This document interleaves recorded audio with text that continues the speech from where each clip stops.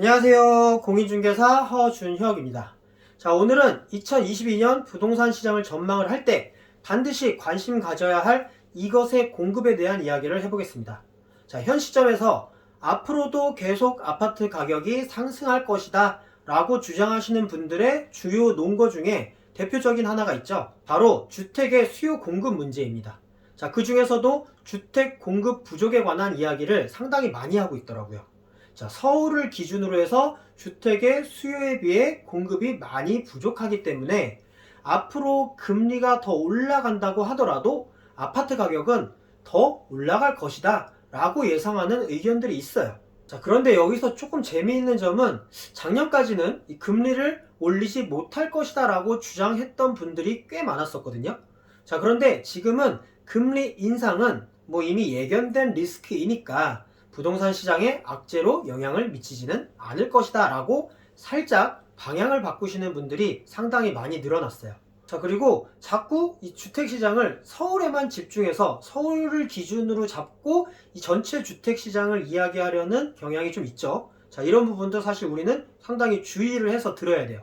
왜냐면 서울의 주택시장이 우리나라 전체 주택시장을 다 대변을 하는 건 아니기 때문이에요.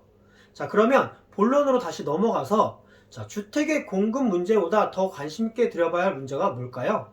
물론 주택의 공급 문제 상당히 중요한 문제입니다. 자, 그런데 그거보다 더 중요하게 관심 가져야 될 문제는 바로 돈의 공급 문제예요. 자, 이게 무슨 말이냐면요. 부동산 시장은 실입주 수요가 존재하기는 하지만 엄연히 투자 시장인 것도 맞습니다. 자, 투자 시장이 계속 앞으로 달려 나아가려면 연료가 계속 공급이 되어야 달릴 수가 있겠죠. 그럼 그 연료가 뭘까요? 그 연료는 바로 돈입니다. 이 돈이라는 연료가 계속 이 부동산 시장으로 들어와야지만 이 부동산 투자 시장이 앞으로 계속 달려나갈 수 있는 거예요. 자, 그런데 금리가 상승한다는 것은, 그것도 앞으로 지속적으로 상승을 한다는 것은 시장에 이 돈이 적어지게 만듭니다. 아무리 좋은 위치에, 좋은 가격에, 좋은 집이 나왔다고 해도 내가 돈이 없으면 그 집을 살 수가 없겠죠. 자, 주택의 수요가 많아도 돈의 공급이 지속적으로 이루어지지 않으면 그 수요는 이미 그 수요로서의 역할을 할 수 없게 되는 거예요.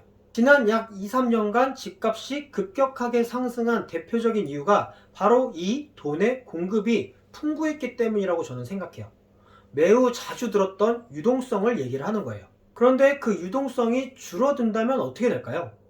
저는 지금 집값이 오를 것이다, 떨어질 것이다, 자, 이런 것을 예상하고자 영상을 찍는 게 아니에요. 다만 이 부동산 투자 시장의 원리와 그 현상에 대해서 알려드리는 것 뿐이에요.